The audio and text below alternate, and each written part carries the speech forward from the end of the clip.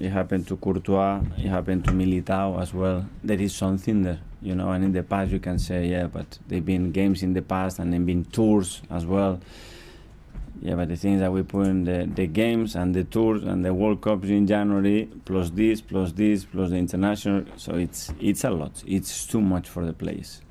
It's incredibly demanding. When you see the next 36 months of the calendar for those players, it's just better not to look at it. From Greece, thank you so much for the Premier League to let us play on Saturday and not on Sunday or Monday. Thank you so much.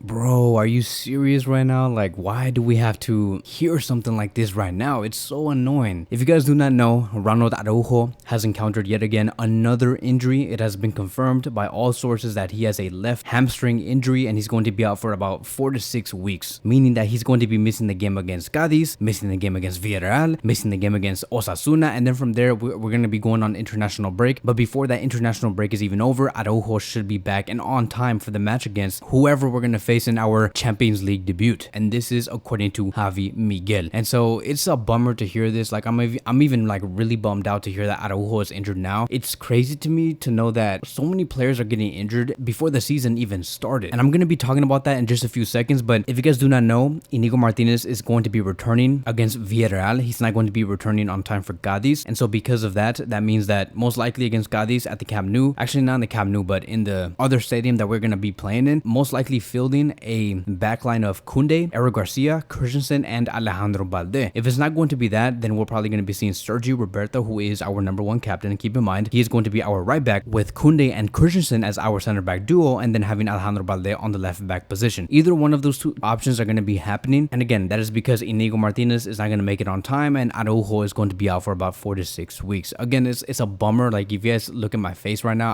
I'm just like so frustrated to hear this, because like, why can't Barcelona ever just start off the season, or like start off the first 4 to 6 weeks of our season well with everybody healthy? And so unfortunately, it's going to be another season where we're going to be seeing a lot of injuries. I can already feel it. Now, hopefully a miracle happens and we hear that Araujo returns 2 weeks before than originally expected, and we hear that Barcelona signed 2 right backs, like for example Cancelo and Fresneda, because if we sign 2 right backs, I think we'll be fine even with Araujo being out, because then we can have Cancelo as our right back, Koundé and Christensen as our center back duo, and Alejandro Balde on the left back position. A very extreme technical quality defensive line that I think that can give Barcelona a lot. So with Araujo being out is a huge loss. That is Barcelona's best defender, and Xavi Hernandez is going to have to adapt. So I want to go into 3 different points about this big news. Point number 1, there's a reason on why I showed you guys those videos about Pep Guardiola and with Arteta. This is happening to every team. All players within the top 5 European leagues, they're all playing so many games, and we're seeing the effects of that. Like the fact that all of these teams have to compete for 5 titles in total in one season, combining with the amount of games they have to play for their international teams, it just gives these players no breaks. And so of course we're going to be hearing that Araujo injured, Militao ACL injury, Courtois ACL injury, Arda Güler injury, Kevin De Bruyne injury, John Stones injury. At Arsenal you have a player named Timber injury, Gabriel Jesus injury, Balogun injury. All of these players are getting injuries, and I haven't even talked about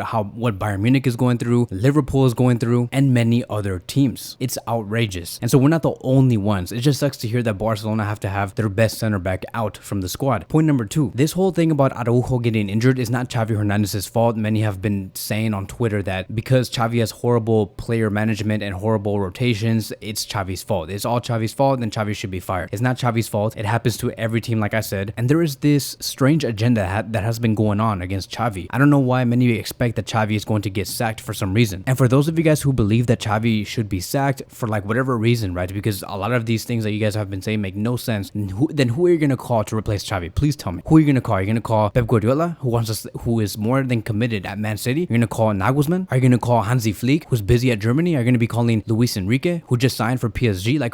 Tell me, who are you going to call in if Xavi does get sacked? Tell me. Nobody. And when it comes to those coaches, the only coaches that I actually believe in that can do a great job at Barcelona is going to come down to like 2 or 3, which is Pep Guardiola and Hansi Flick. and then maybe Luis Enrique, but for sure Hansi Flick and Pep Guardiola, nobody else. And those two coaches, they're not out of a job. They're committed to their teams. And so again, stop with like this agenda about Barcelona going through some injury crisis, and that means that the end is near for Barcelona and that Barcelona is being horribly managed, and that we're not making the correct signings, bro. Give me a break. Like Xavi Hernandez is pushing for the signing of Cancelo and Fresneda, and the only reason why Barcelona can't even sign those players is because of Javier Tebas. Don't question Xavi, question Javier Tebas on why he's making it so hard for Barcelona to sign who they need to sign to reinforce all of our positions. And moving on towards point number 3, the fact that Araujo also had to play in the right back position most of the time, and a lot of times actually did not help, which led towards his hamstring injury. When you're playing as a right back, you are required to be more explosive, you need to run more, and that demands more from Araujo, and that is why his body was shocked and now he's going through another injury. His body is simply not adjusted or made to play in the right back position 45 to 50% of the time. Now, look, I know that Araujo is a very athletic player. We know that for him, he's very athletic for a center back. Let's all agree on that. But when it comes to him being placed in the right back position where you are required to make those explosive runs, and you know that you're in a team where you're very direct and need to play very fast, like of course Araujo was going to encounter another injury. His main position should continue to be in the center back position, and he should be the last player to be making those runs into the final third. Like I want him to be the last one. I don't even want to see that player carry the ball into the midfield. I want him to be the last player in that defensive line. The only time I want to see him make a sprint forward is when we're on a corner kick and he's making that sprint into the box to score a goal. That's the only time. And I know it's concerning to see that his injury history is not the best. He does get injured like 2 or 3 times a season. Ever since he joined Barcelona, it has not been so great. But again, it's because he has been forced to play as a right back the majority of the time. And yes, we do lack options in the right back position. And that goes back to what I said. Don't question Xavi. Question Javier Tebas on why he's making it so hard for us to sign our reinforcements in the right back position. Because if we had the correct right back reinforcements, there would have never been a Araujo injury at all, because he would continue to play in the center back position. Keep in mind that Xavi's original plan when Koundé first came in last season in the summer, he wanted Araujo and Koundé to form a great center back partnership. Like he wants that. That's what he wants. He believes that Araujo and Koundé deserve to play as a duo in the center back positions because he knows that those players are made for it. But because we are so restricted, because we cannot sign the right backs that we want to sign, that is what led towards Koundé